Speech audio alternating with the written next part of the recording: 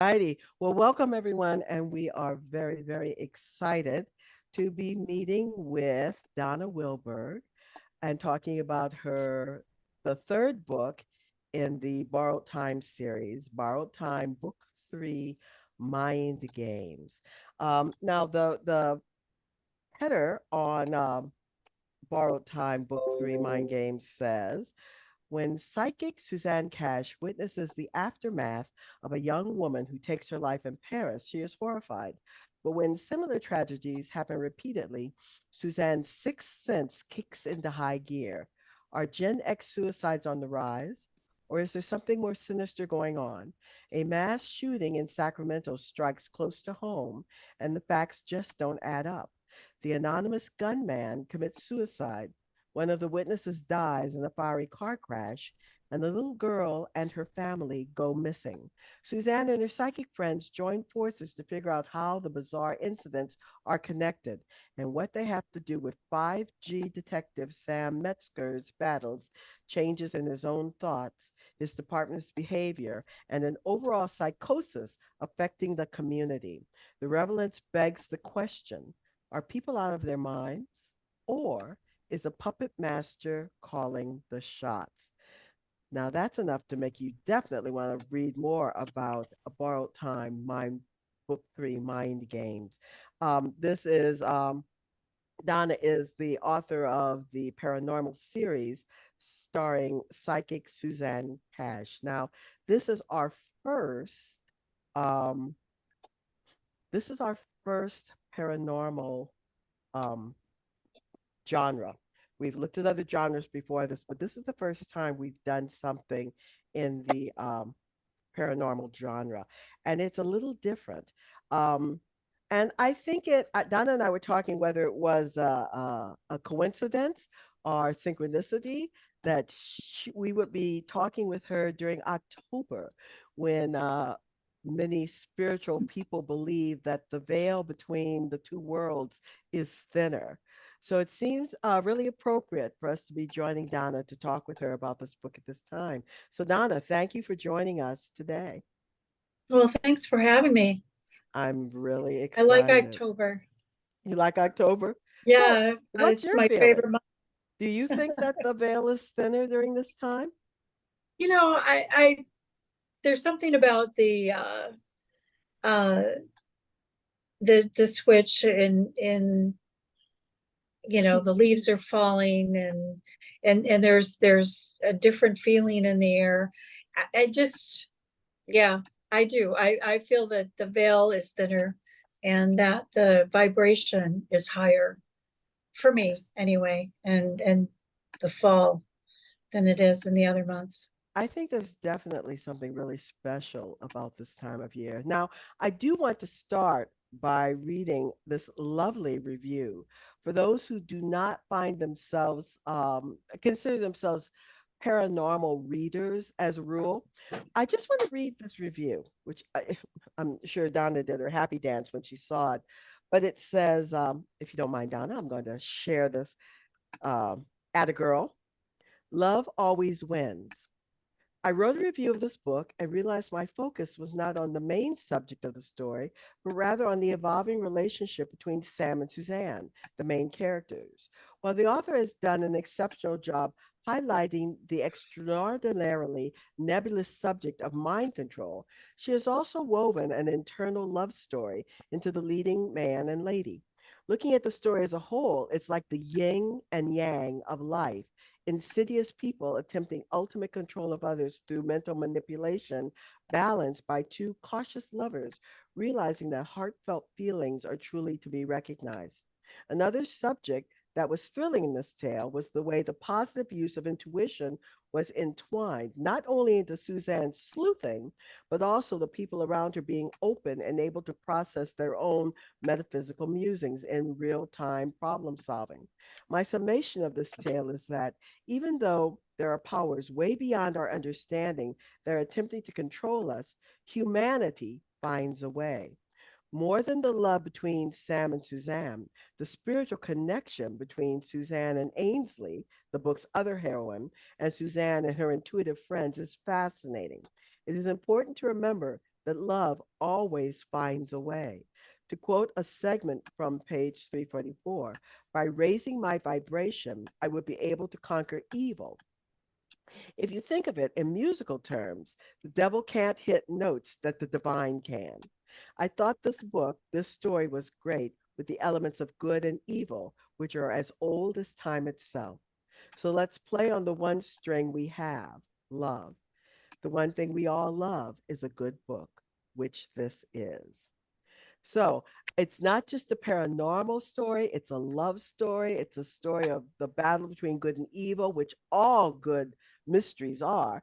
And it's got all of that going for us. So I wanted to start off by asking, what's the difference, Donna, between paranormal, that genre, and fantasy? As far as writing, Yeah. I think the difference between fantasy and paranormal is fantasy is made up, whereas paranormal is just the unexplained.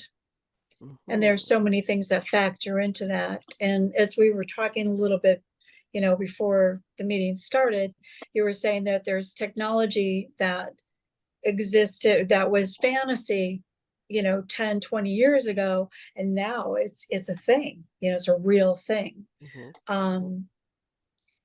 With the paranormal, people have been seeing spirit, even in Christianity, with Christ. He's risen again, and the Holy Trinity and stuff.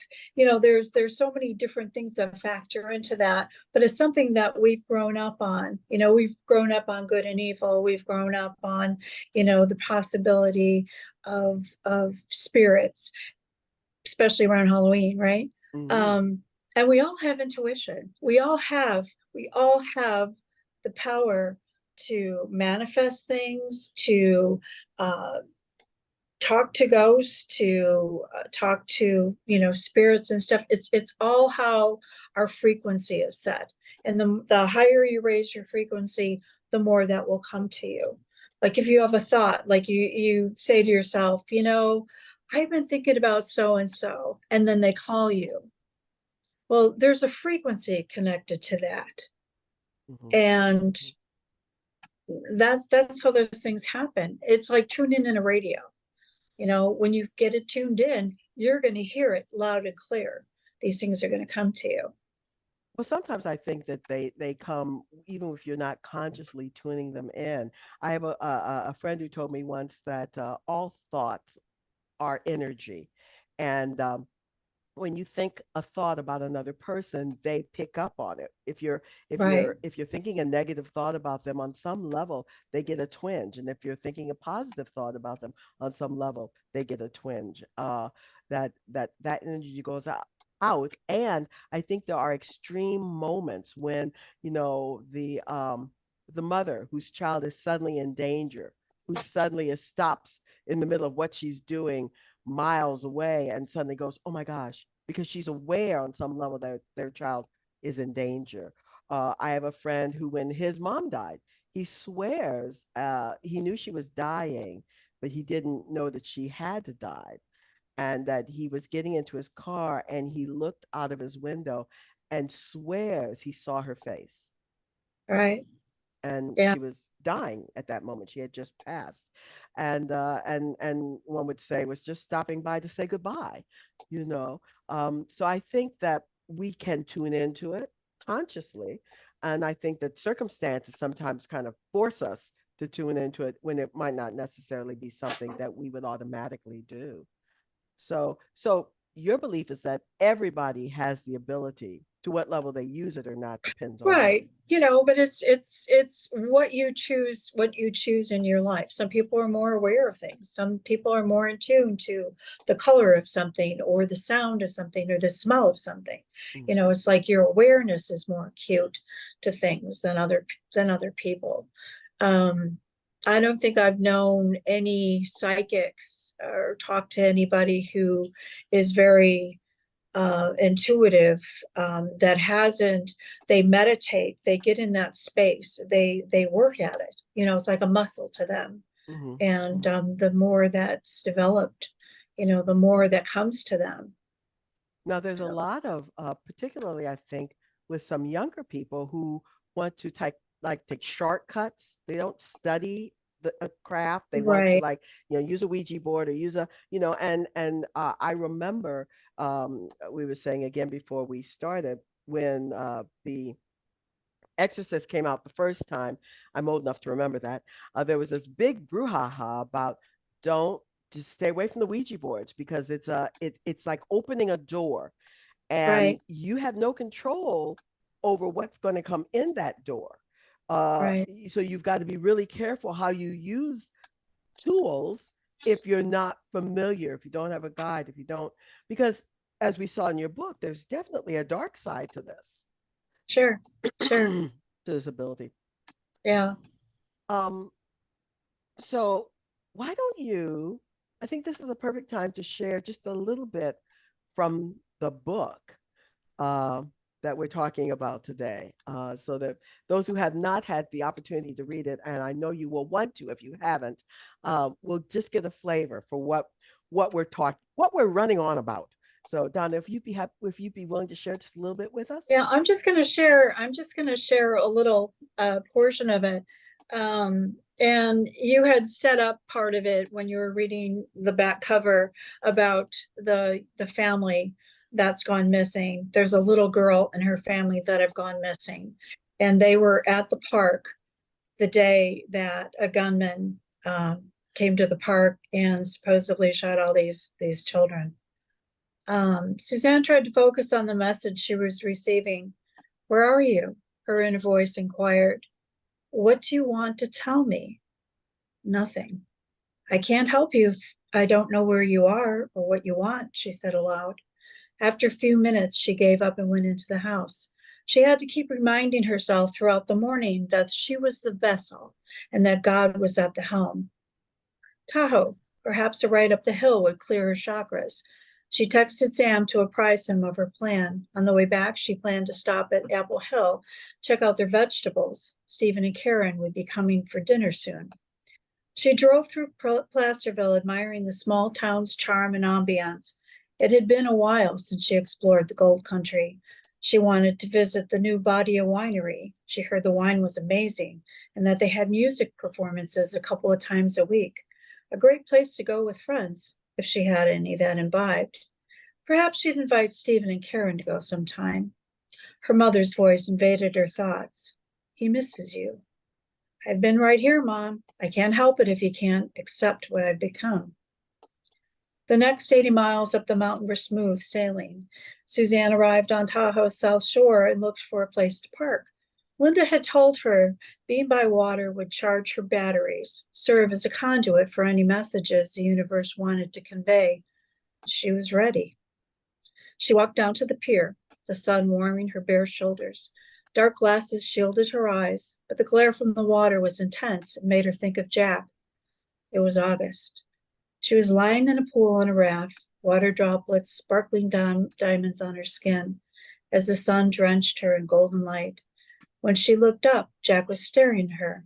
The sadness in his eyes conflicted with his cocky smile. Is that all you do? Lie in a pool all day, communing with sun gods? If you join me, we can commune together. That was the day he told me he was leaving for boot camp. In retrospect, she knew he was never coming back. Suddenly, a flock of blackbirds flew overhead, piquing her curiosity as they danced in the sky in perfect formation. She watched in awe as the birds changed directions and patterns, tightly synchronized as one. But then a weight descended upon her soul, and she lifted her glasses, daring the sun to blind her from her anticipation to no avail. Her horror grew as the murmuration disbanded into chaos, and birds began falling from the sky like rain. Spooky stuff. Really spooky stuff. So It perfect is for good. October. Yeah. Yeah. So, I was saying that I could easily chat with you for an hour just about spirituality, paranormal, psychic, astral projection, tools. Mhm. I mean, Right. we recently had a wonderful workshop with Jessica using tarot cards to help us with our writing, which is use of just another tool to put in your toolbox for your Mhm. writing, but not using it as a forecasting tool. Okay, so there's all of this energy around this, and I think um, there is a real searching right now for answers because we're living in a really scary time. There are some things that are happening in the real world that we wish were fiction. And to want to be able to feel like there's some kind of protection around us, some kind of spirit or angel or higher power or something looking out after us, I think is a real driving force for a lot of people. These are the times that will drive people to look for answers outside of what man is doing, because what man is Mhm. doing is pretty scary. So I Right, think there's a real thirst right now for the kind of writing that you're doing, the paranormal.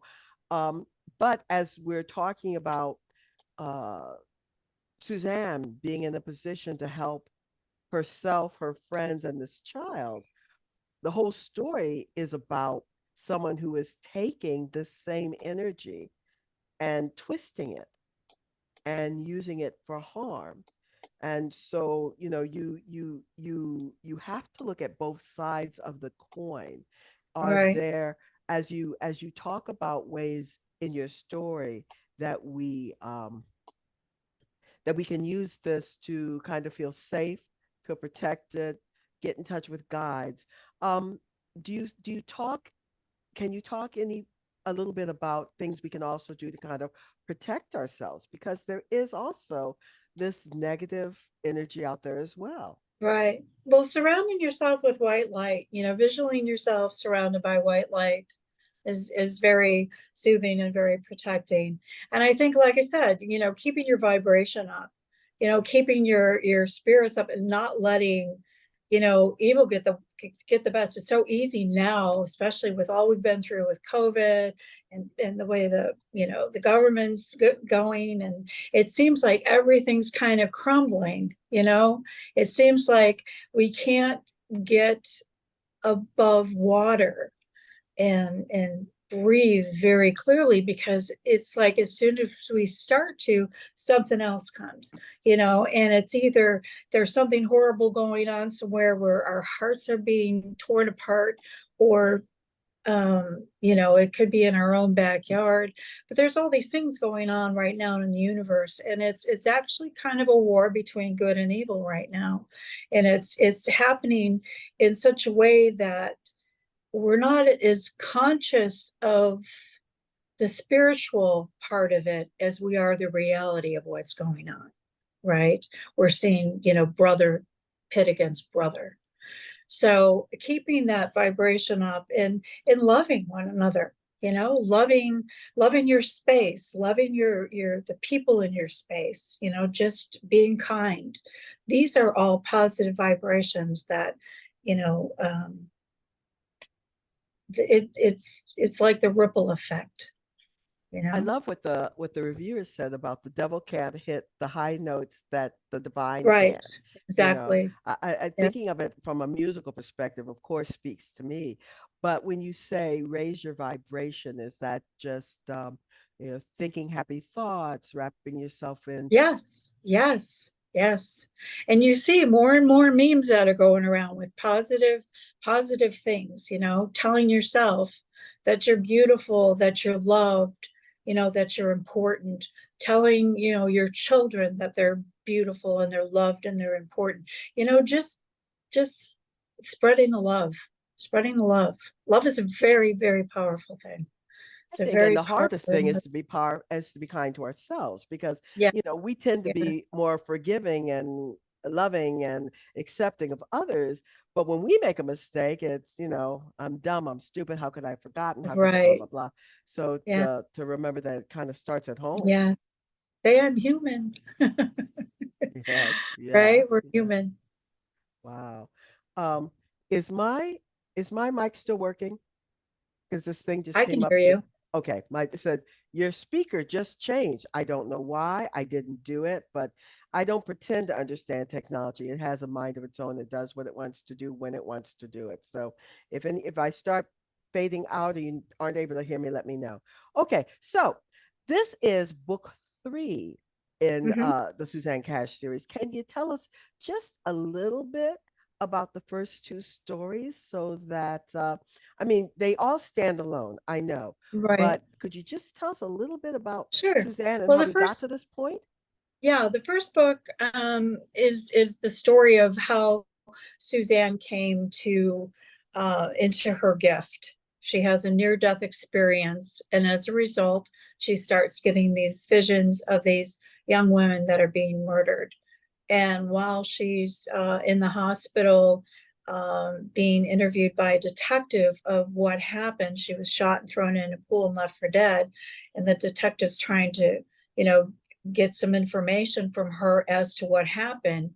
She starts mumbling things that are details to these murders. And Sam's kind of wondering how she knows what she knows. So as time goes on, she starts working with him to track the serial killer. So that's how they got together in book 1.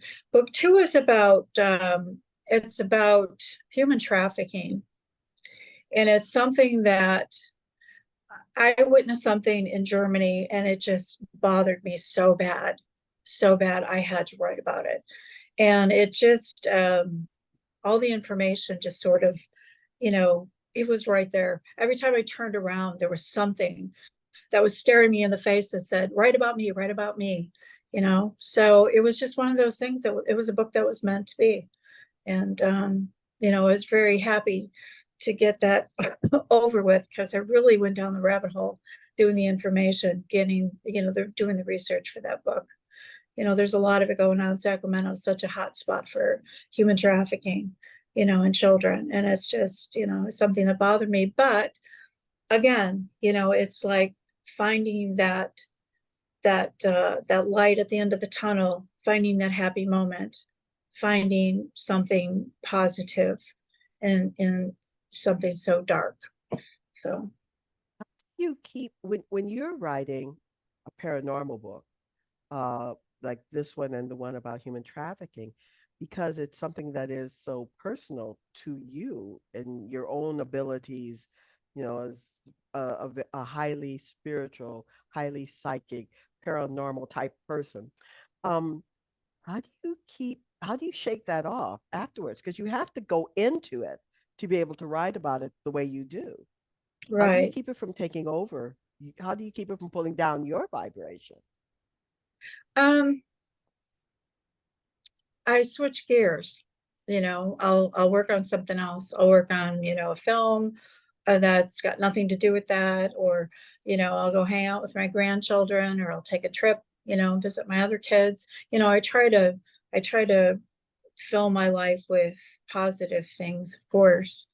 Um, and I have Linda Schooler is a real person. Linda in my books is a real person. And so I, you know, I talk to her about these things too. You know, she's a positive influence and a positive light in my life. So she's like a sounding board. So that's one of the cool things about working on these books is I have friends that I made through having my TV show Paranormal Connection, and they have allowed me to use them as characters in my book because we all have the same message. We are all looking for that positive outcome to horrible things. So My, it's kind you of know, cool. my next question was, how did this character come to you, and how do you keep her true? So, talk a little bit about your TV show, and also then how it kind of fed into um, Suzanne Cash, and where's the whole short story, where that story came from. Right. Well, it started out as a short story. I was doing the Paranormal Connection show, and I said, you know, they say write what you know. So I thought, well, I'll write about a healer. And so Suzanne Cash started out as a healer as a result of a near-death experience. So that part remained the same of how she came into her powers, except that to have it to be more sustainable, I changed her vocation from being a healer to being a psychic because I could do more with that. So I connected her with Sam, who's a detective, and they work together. So I have all this leeway to use it in different plots and different scenarios, whereas with a healer it was a little bit more limiting. Mm-hmm. Mm-hmm. But Mm-hmm. yeah, And then of course she met Sam, she met Sam. Yeah, so that yeah, that that allowed her to go through to apply her ability in a whole nother direction. right. So Sam, Sam is at first he didn't believe any of it. So now he's starting to believe, that she has this gift, and he tries to understand it, but it keeps changing. So in the first book, she was getting visions all the time. In the second book, she was getting visions, but um, there was a lot more at stake for him personally. And for him, her visions couldn't come fast enough. He wanted answers, he wanted results right then and there. And she's not, she doesn't just flip a switch, right, and have this all come to her. So, it's been adjusting to her gifts and in their relationship because, it can be pretty disturbing at times. And the one that I'm writing now, she's seeing spirits more often. And this is something that, he's uncomfortable with because they're there. They're there, when they're in the bedroom, they're standing there, when they're supposed to be having a good time, so he's kind of inconvenienced by these spirits that keep showing up. So Well, it doesn't. When I was reading the book, she isn't always comfortable with when no, they choose no, to show up because it no, isn't. I think Sam thought that okay, you have this gift, and you could really help me a lot in right, solving crime. Um, so he saw it as something that she might be able to like turn on and off, like you were saying, right. but it doesn't work that way. So No, so it doesn't. if I can't use it when I want to use it and turn it off when I don't want to use it, then it's just an inconvenience, you know. Right. Yeah. So And he's in having mind games, it's a very big inconvenience, a mhm. very big inconvenience. Yeah, yeah, yeah, yeah. So So he's adjusting to her gift at the same time she is learning about her gift. sure. Yeah. Hmm. And So, do you share any personal traits and personality traits with Suzanne? Um, like I said, we're all intuitive. I took a lot of psychic classes after I had my car accident because I was looking for answers for something that had happened to me, and it was very interesting to me. We did a lot of past life regressions. We did a lot of like looking at photographs and seeing spirit activity in photographs. I love doing that, looking for orbs. Who's in those orbs? Who are those spirits that are coming to you? So, I've done stuff like that. And then I had my show and I interviewed, gosh, I must have, I did it for 15 years and we Wow. did 4 shows a month. So that's quite a few Yeah. interviews in that Mhm, time. mhm. Um, so yeah, there was a lot of different, there were tarot readers, there were people who had near death experiences. Some of them were so fascinating, so fascinating. There were people who were ghost hunters. They'd go out, and do haunted houses. Um, I had people who would walk on glass and different things, mind over matter. Um, People who did remote viewing. So there were so many different aspects. Everybody had a different talent, So it was just, absorbing all that information and sort of using it in my plotting is very beneficial. So you had a wealth of information to pull from when you Yes. started writing Suzanne. And Yeah. when we were talking earlier, you said Suzanne would not be silenced. She was a story that wanted to be Right. told. So and authors have talked about characters that wouldn't let them go, Right. until their stories were told. So it sounds like Yeah. Suzanne was one of those. So you're many things, but looking at you as a writer, when you were a little girl, is this what you saw yourself doing as an adult? When I, so a psychic told me, well, asked the question, what did you want to be when you were 8 years old? I wanted to be a writer, and I loved to illustrate. I thought, I would be a writer and an illustrator. And then things changed. So going back there, looking at that, saying, well, maybe that's something that I should go back to and see how it feels. And that's what happened. I Mhm, started writing, and it's like, why haven't I been doing this? What was what was I missing? mhm. What was holding you So back? yeah, What were you yeah. waiting So I for? started. What were you? Yeah. Right. It's like, I wanted to be a writer back then, and it just came so naturally when I started writing again. Um, And what well-known authors speak to you? oh gosh. Stephen King, Dean Koontz, Anne Rice, Alfred Hitchcock. Oh my gosh. Now when I was a kid, he was my favorite. I Alfred love Hitchcock? Alfred Hitchcock. Oh yes. His children's stories. Hmm. They're fabulous, just fabulous. And I loved mysteries back then.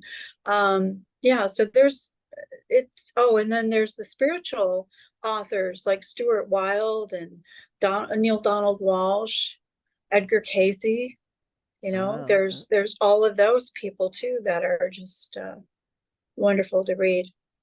right. So you had all these people to pull from as you started doing your own work. Right. Right. Yes, I read a lot more nonfiction than I do fiction now, just Well, for the research, you know, yeah. the Yeah. Well, spiritual growth. the, the background and the information and the research for Yeah. the because there's so much of what you're talking about now is becoming more and more part of the of our culture and our awareness. I think Right. we It's are. so much more acceptable too. I Hmm. remember when I started the show, it's like one of those things that they don't want to talk about. Hmm. They don't want to talk about their experiences because, people who had experiences like that, there was something wrong with them, you know? Oh, don't talk about that. People are going to think you're nuts. Yep. They'll lock you Oh, up. you didn't really see that. Right. It was your That's just your imagination. imagination, Right. right? Right. Your So imagination. yeah, but I noticed that as the show progressed, and year after year, it just became more and more acceptable, and people were more willing to talk about the experiences that they were having. Hmm. And just about every psychic that I interviewed said the same thing. I had this gift since I was a child. I was told, you don't talk about it, you put it away, and it's not for anybody else to know about. And it sort of squelched their own natural abilities, to where when they were older and they started having that independence where they could think about these things and practice or meditate or whatever they wanted to do to use their gifts, then they really, you know, came into their own.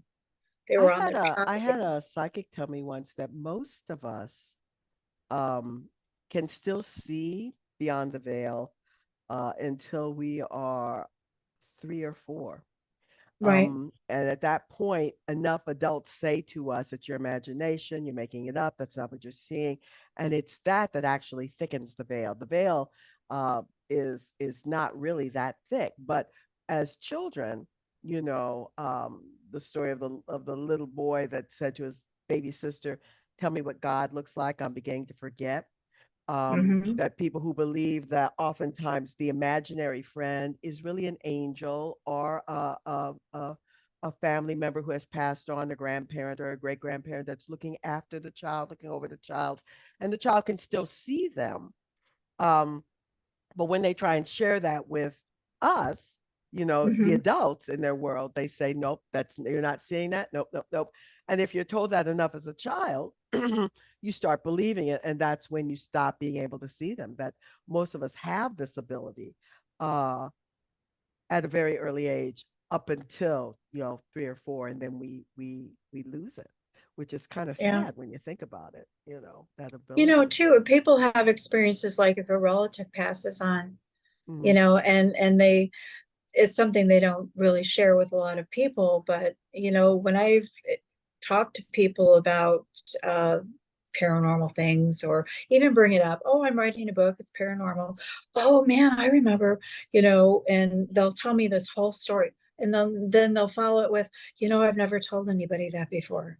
And it's Mm, like, wow, you know, yeah, yeah. you've had this experience that's so phenomenal, and yet you feel like you can't share it. So it's nice to hear more and more people say that, yeah, I'm putting it out there because I'm believing it more myself now. It's now there's become more acceptable. So back to talking about great stories and the people who write them. What's the best advice you got when you were just starting as a newbie writer? Um, just write the damn book, and you can always go back and change it later. I wrote The Red Chair, I don't know how many times, the first book that I wrote, and it took me years to get my first book out. But, you know, once it happens, then you're ready to move on to the next one. But I think that would be the best advice. Just write it, get it out of your head. Right. You can always go back and, you know, change it later, Penny. Yes, ma'am. Yes, ma'am. I hear you. I hear you. I hear y'all talking to me. Okay. So that's really good. So, but now that you've got the two series, three series, Two series. two series, and several short stories. Right now, you're just Right. short story queen. You're hitting all the anthology circuits. So now that you're further along the path, what's the most important thing for new writers to do? Sit down and write the damn book. Yeah, just Okay. do it. Just write. The more you write, the easier it gets, and the better you get at it. I think that's the thing. And not worrying about publishing. I think Mm, before it was where, if you didn't have a publisher or an agent, you weren't really an author. mhm. Now it's no, you're writing a book, whether you publish it yourself, I mean, be mindful of the work that you put into it, and make it your best, but you're still writing a book, you're still an author. And just do it. Kind of listen to your gut. Yes, listen to your gut. And keep on going. Yeah, And if you believe in it, keep at it. yeah. I You think know, go ahead. I think one of the things that happened to me was I was picked up by a publisher, and I was never crazy about the covers. I didn't think the covers worked for the story that I wrote. And I was a little uncomfortable about, they were beautiful covers, I mean, I was very flattered. He actually had paintings made by an Hmm. artist Hmm. and then photographed them for covers, but they weren't my book. So when I finally got my rights back, I redid the covers the way I thought they should be. And I was sorry that I wasted 5 years and hadn't been more insistent, because they Yeah, sold a lot better. yeah, yeah. So, and so you know your story, you know your book better than anybody else. It's your book. Right. Yeah, Yeah. yeah. So Yeah. stay true to that. Stay true to that. Yes. So last question for Penny. What because I know this, write the damn book. Just sit down and write the thing. What inspires you to keep what they call riding the pine, sitting your butt in the chair and writing? What inspires you to keep on going at it? I have to say it's divine intervention. I get these ideas, and I just, it hits my heart, and I can't let go of it. And Suzanne is a perfect vessel for me, you know, to write about the things that I'm passionate about. And as I'm doing that, it's like we're working together. Half the time, and I swear to God, I'll write something, and I'll look back 2 weeks later, a month later, and I don't even remember writing it. Oh, It just happens.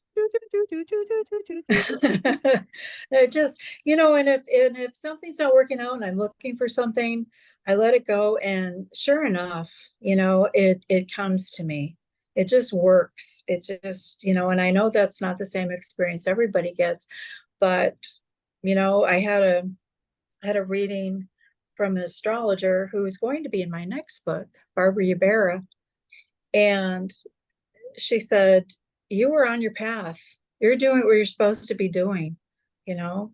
And I think that's what is really inspirational to me, is that I'm doing what I'm meant to be doing. So Mm-hmm. Well, yeah. I asked if you were a plotter or a pantser, and you said you're a pantser. You download information as you write.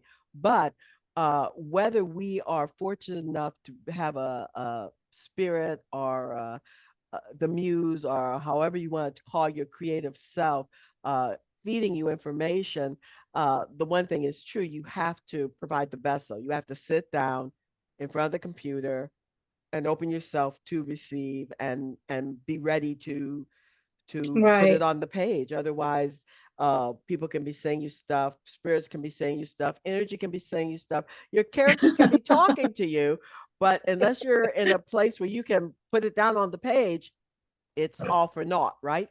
Just give me my space and a bag of pistachio nuts and ice water, and I'll just stay there all day long and write. I'm happy. Um, it's something I enjoy doing. And, I don't even realize that time is passing. I'll start out when I started writing, my husband would leave for work at, 7:30 in the morning. I'd go upstairs, start writing. He'd come home. I'm still in my pajamas. It's like, yeah, it's just, the day just went by so quickly. I was just enjoying and so passionate about what I was doing. I didn't even realize where the time went. So So this is truly your passion. But okay, real quickly, you have another series. You've had several short stories in the anthologies: two Capital Crimes of Northern California books, second Corona Book of Horror Stories in London, and recently Malice in Dallas, Reckless in Texas. So you do short stories. You're doing novels. You've got another. Talk a little bit about the other series.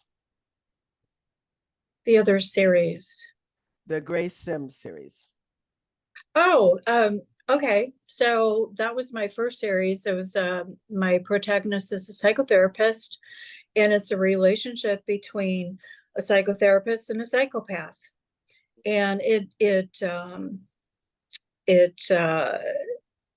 begs the question, what do we really know about a person? And I think that's kind of life, right? What do we really know about a person? So taking a protagonist that, I mean, I really had to do a lot of research. I'm not a psychotherapist, Mhm. but people like to tell me all their stories, their problems and stuff. And I thought, well, okay, I'm a good listener. My character can be a good listener. But I think in writing the story, it was kind of a cathartic thing for me too, because I think especially women, we have a tendency when someone is good to us or um, they treat us well, we think we've got a good catch, you Yeah. know, Yeah. and then to come to find out there's that other side of that person.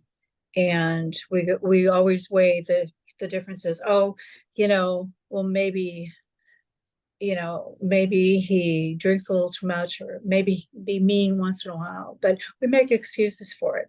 And Mhm. then pretty soon it snowballs into this horrible relationship that we're stuck in. So it was just one of those kind of things where I started out this story and just had all these different characters that had different mental issues. So that was kind Wow. of fun. So that's the Gray Sims series, the red Right, chair, the gray door, and the black dress. right. Is there, you mentioned that there's a book four in the Borrowed Time series? There's a book four in the Borrowed Time series, and I'm also doing a novella on the villain in the first series, Grace Sim series, Jess. Um, so we're going to understand how he became who he became, psychopath. Okay, so his backstory. So that's the a great. fourth, Uh-huh. that's in the first series. Okay. So the fourth book in the Borrowed Time series is about the cartels in Northern California. There's so many of them. They're taking over all these towns, and it's like you never hear about them in the news, Right. or not enough about them. Uh-huh. So I thought, I think, it came to me and I just couldn't let it go. I thought, okay, I guess this is what I'm supposed to be writing about, because all these things keep popping into my of course it's, the mind games thing, you think about it or you talk about it, next thing you know, it's in your news feed. Right. But all this Right. information's been coming to me. So I thought, well, this is meant to be written. So You walk a fine line between nonfiction and fiction. I feel like a lot of your books, in part, are to shine a light on some very real issues that are happening. right, Yeah. right.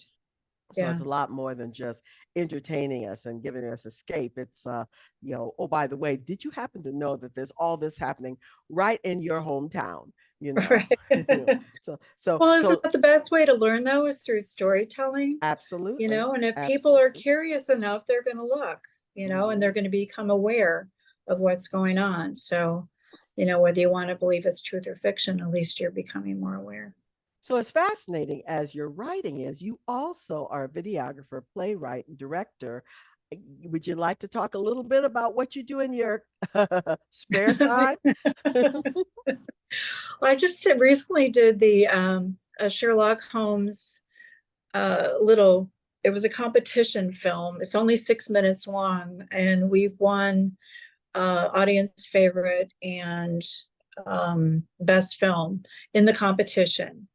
And we actually got money for it. And I was like, man, this is great. Oh, yeah. Money's It always was, good. we got paid for that one.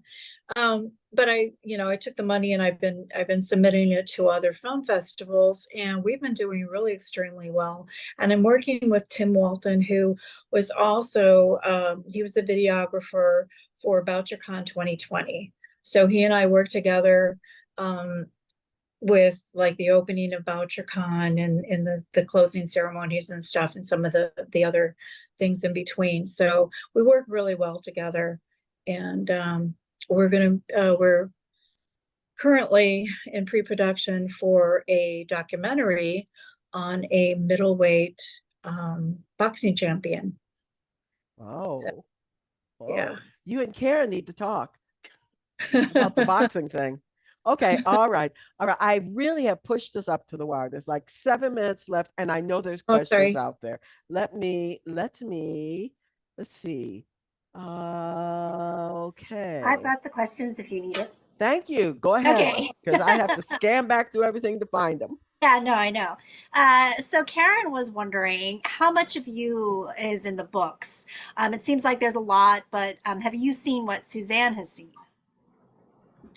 Um, not just through my eyes. Like I said, I interviewed so many people in the 15 years that I did the Paranormal Connection show. There are uh, scenarios that I'll incorporate into my writing, and the characters. Like I said, Linda Schooler is a real person. The psychic that Suzanne Cash always she always goes to her when she needs answers for things, because Linda's been a psychic for many years, and she relies on her to kind of guide her through her stage of becoming, a psychic. So, did that answer the question? How much is I had stuff happen when I was a kid. I've listened to people who have talked about their experiences. There's a lot of them out there. So, but Um, usually they pertain to the story. mhm. Marie was wondering, are there any other aspects of the paranormal you haven't addressed in your books, but would like to? And if so, why? I am in the one that I'm working on now. I'm introducing two more characters. One is an astrologer, Barbara Ybarra. So Barbara actually gave Suzanne Cash a birthday, and she did an astrology chart for her.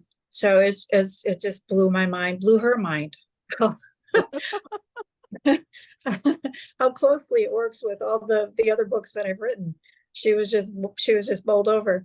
And then Linda Potter, who's a past life regressionist, is going to be a character. So these are two areas of expertise that I'm introducing in the story, which, you know, I hope is interesting to other people as they are to me. And I think they work great with the plot, great with the plot. So that's probably what, you know, when I'm through with this book, if there's another one that comes to me, and I think there is, I will look for another person to work with. So Joseph Martin was in Mind Games, and he's a tarot reader and a psychic. And actually, Linda and Joseph Martin are going to be with me at the library, the Woodland Library, on the 21st. And they're going to talk about what it's like to be a character of my book. So that should be fun.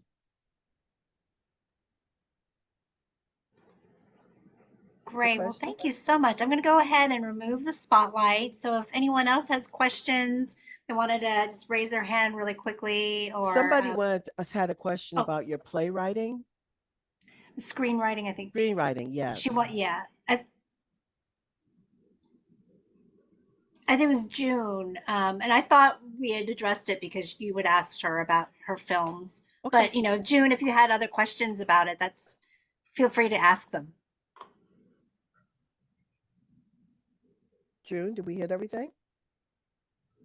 One thing, you know, one thing I'll say about writing a screenplay and producing and doing a film is it really gives you a different facet to your novel writing.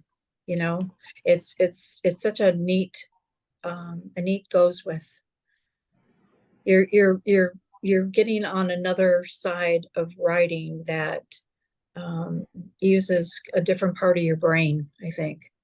And then when you go back to novel writing, you know, you're seeing things so much more clearly as you're writing them, you know, from doing a film. So it's kind of cool.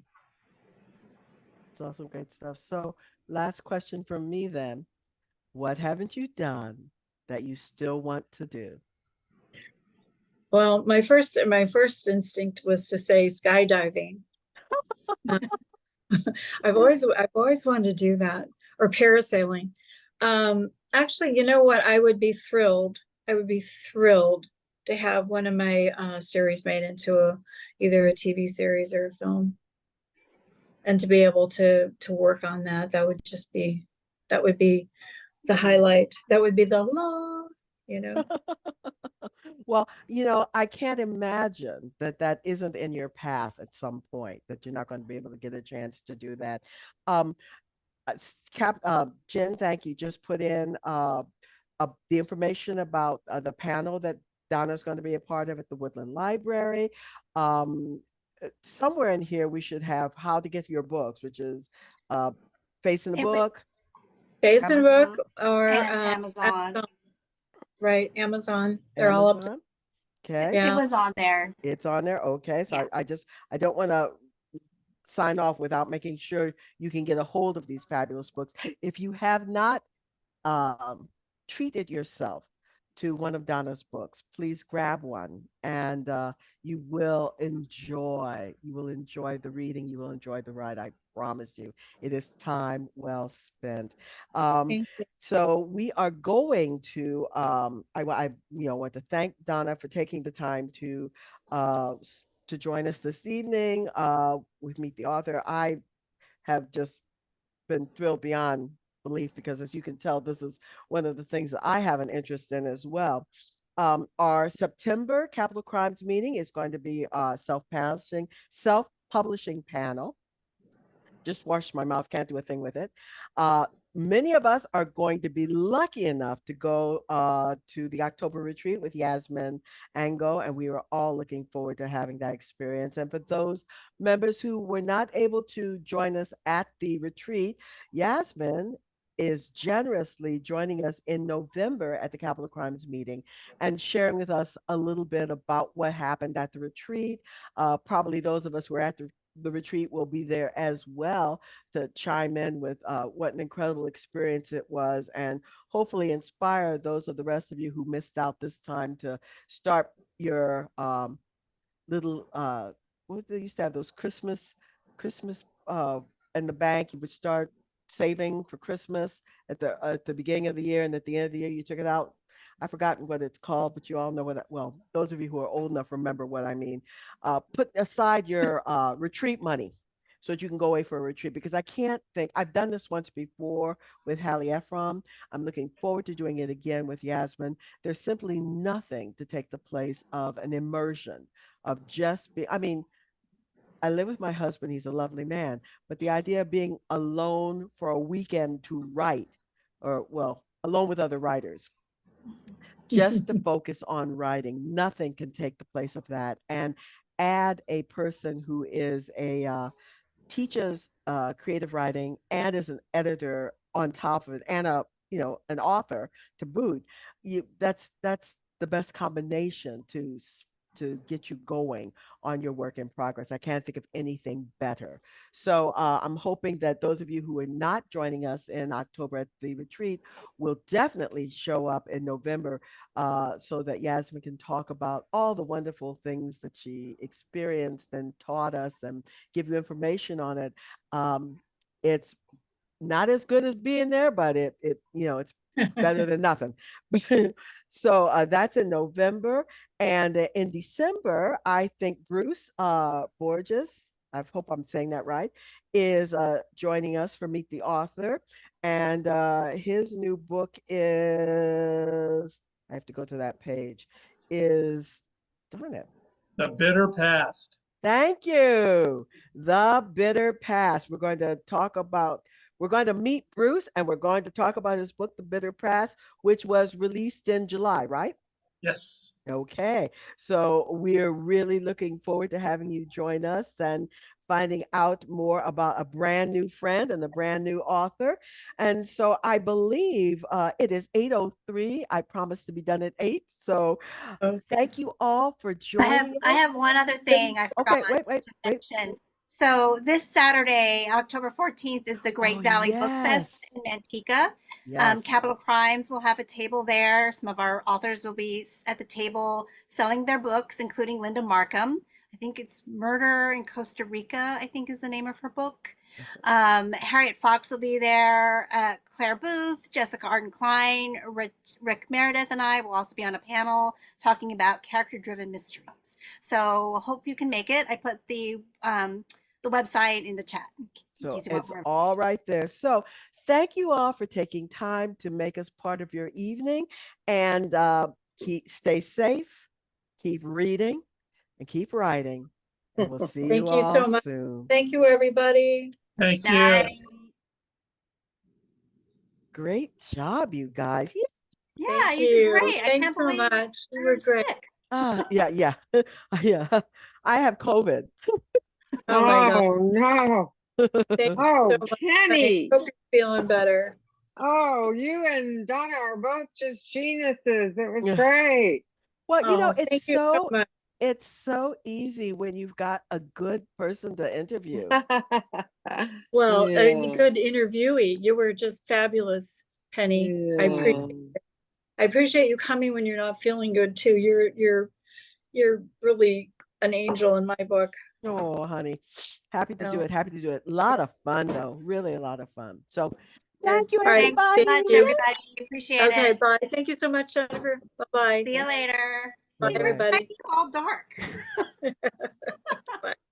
He's sitting in a dark room, I think. Okay.